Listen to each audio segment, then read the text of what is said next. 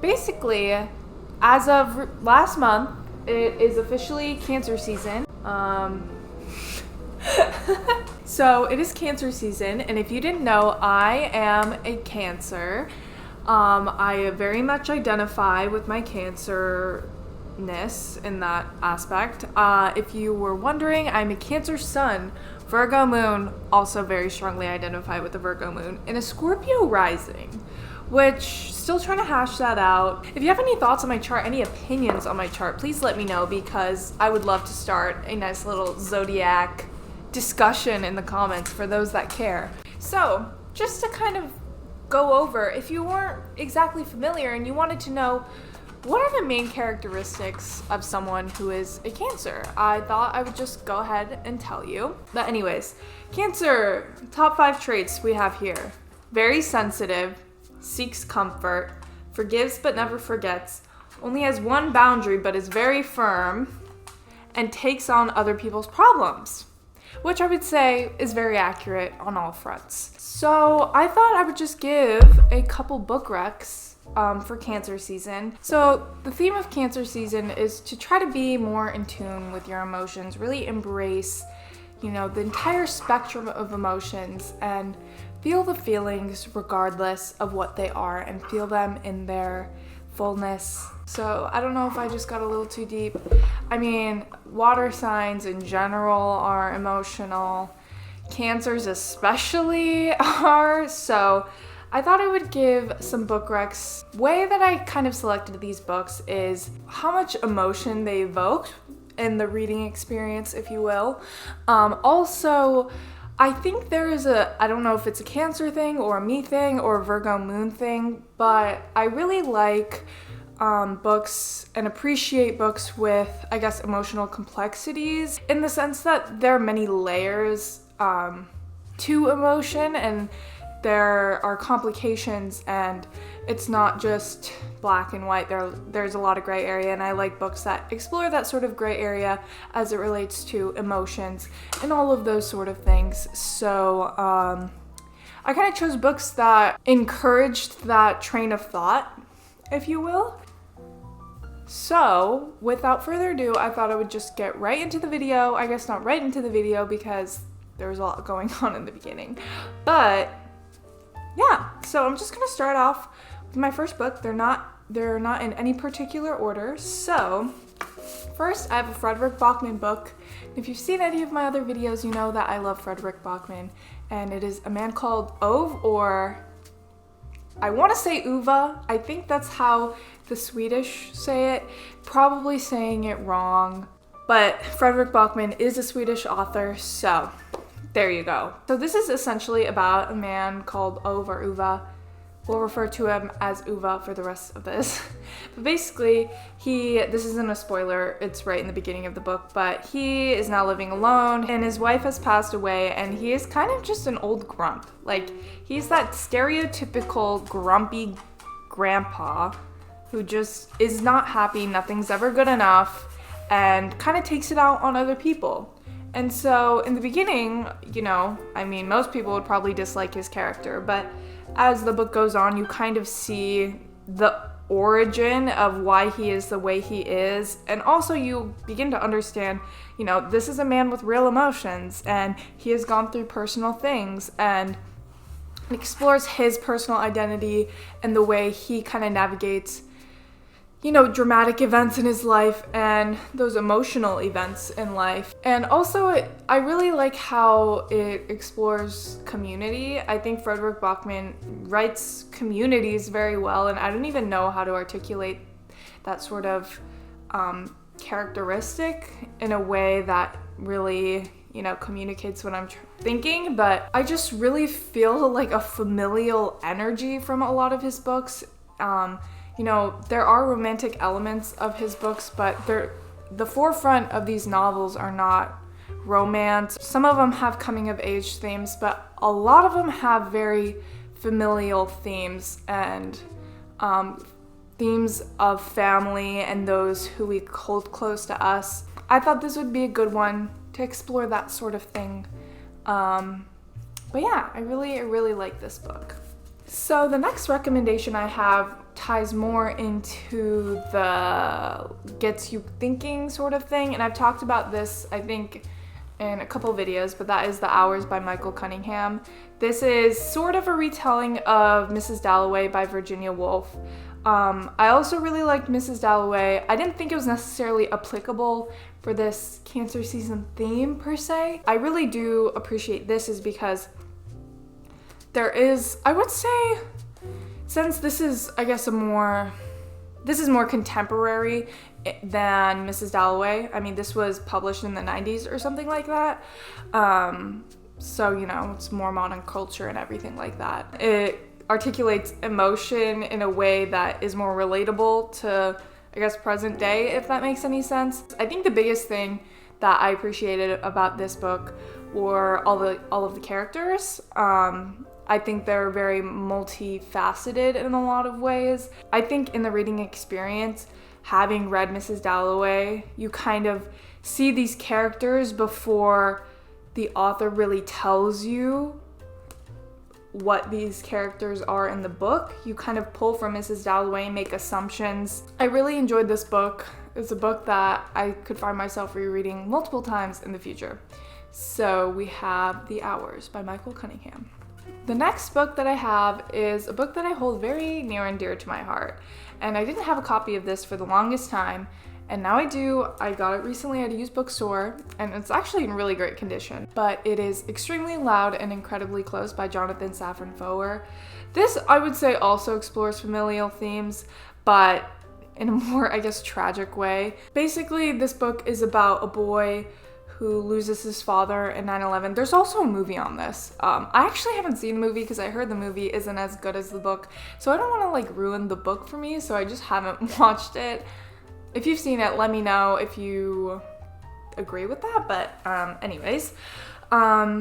So the main character is called Oscar, and he basically is on this quest to try to understand his father. He's searching for a greater connection and understanding of his father and the loss of his father, and essentially the book is a quest for him, but it also has another storytelling element where it talks about his grandparents and their love story, and also just how their relationship unfolds as they, you know, grow into old age and everything. I really love this book. I can't even express.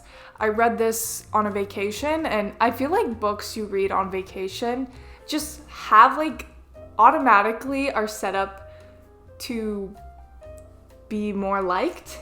I don't know if that makes any sense, but it just like also reminds me of very fond memories. But the story itself is, I mean, extremely emotional. There are a lot of visual elements, like, I don't know if you can see, but there's like little annotations and photos. It really elevates the storytelling in my brain. So I really like this.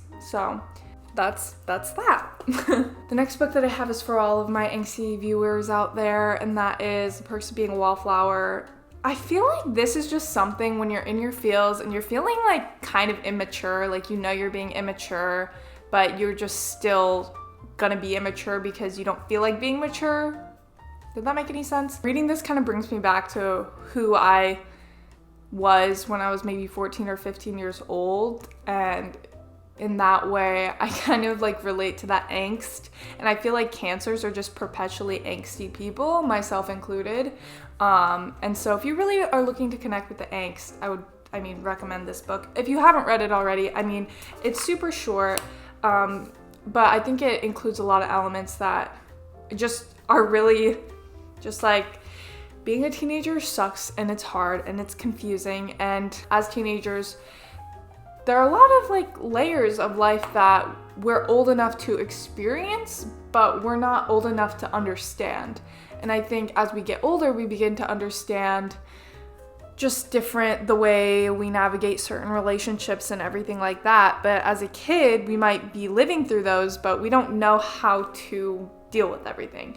And I think that kind of is encapsulated in this book. Anyways, moral of the story, if you're feeling angsty, read this book. If you don't know the plot of it, where have you been? It's basically about a guy, starts high school, it's really awkward, and it's his story of trying to make friends and talking about his personal traumas and how that affects his life and also mental health and social interactions and everything like that. So there's Perks of Being a Wallflower.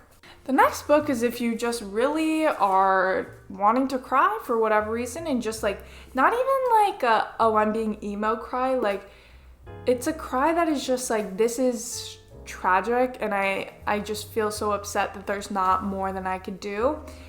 And that is Infinite Country. This is about a family that immigrates to the United States from Colombia. In this book, I mean, when I finished it, I was in tears. I was very much in tears.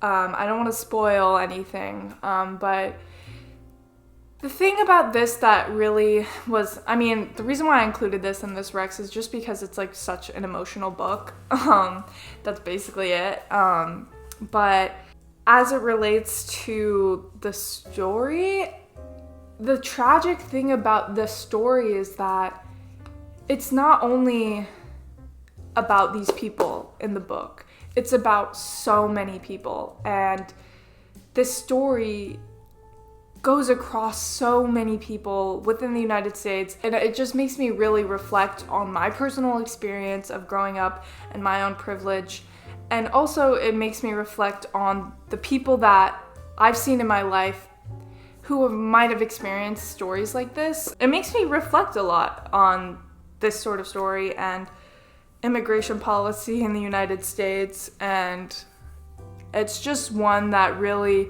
you think about it more after reading than you do while you're reading it, if you know what I mean. So anyways, that's Infinite Country. And the last book, last but not least, and I will never ever ever shut up about this book ever in my life, and I'm sorry that you're gonna have to hear me talk about this until the day I die. The Nightingale by Kristen Hanna. I first started to love reading through reading World War II historical fiction novels. This was the second one that I remember enjoying very thoroughly. The first historical fiction that I read was All the Light We Cannot See, and I really enjoyed that one, but I loved this one even more. I don't even know how she did it, but I just was like, I cried really hard reading The Nickel Boys, but I would say I cried equally as much reading this book at the end. I mean, I don't even know what it is. It's just like the amalgamation of all of the events that happen, and they kind of all just come to a close towards the end of the book. And it just has that emotional impact that I cannot even describe to you without like feeling overly, I guess, dramatic about it. But I just love World War II books, so I'm like biased in that sense. So if you don't like World War II books, I would steer clear of that. But if you like historical fiction, and you haven't read this, I definitely please for the love of God, like I've recommended this to so many people, and you know, I will say, like, people have liked it. Like, the people who have read it that I've recommended it to, they rated it 5 stars. So that's just what I have to say about that. But this is about 2 sisters living in World War II France, and it talks about their individual stories. They're very much like opposite people.